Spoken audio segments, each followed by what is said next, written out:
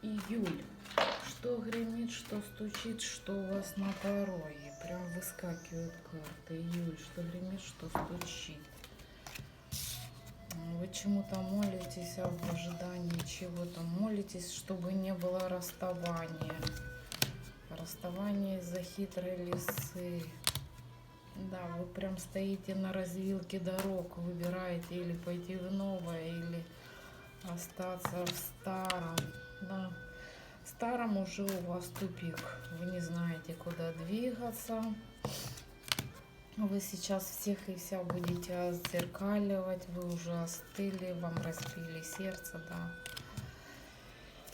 Вам тяжело, вам сложно. Вы возродились из пепла, возможно, потеряли все, что рядом с вами было. Да, был с вами глазливый человек, который следил за вами, наблюдал за вами, не давал вам и шагу ступнуть, не давал вам жизни. Да, человек, который находился под бесами, двуличный тип, с которым у вас была любовь, и что, да, который вас вел в луну. Вы сейчас не знаете, как и что, куда двигаться. Давайте посмотрим. Да, он такой сильная личность. И что гремит, что стучит, что у вас на пороге. Давайте все-таки посмотрим.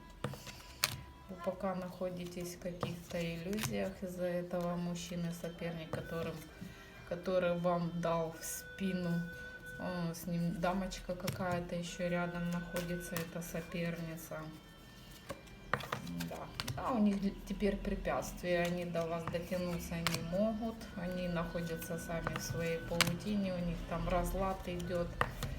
А у вас на пороге новый мужчина гремит. Молодой человек, добрый, прекрасный, лет до 35.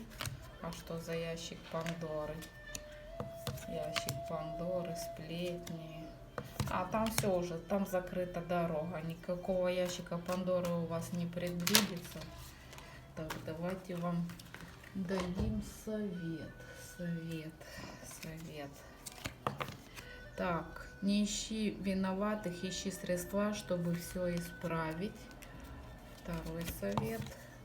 Начни то, что давно собирался сделать. И третий совет. Добейся успеха, пройдут обиды.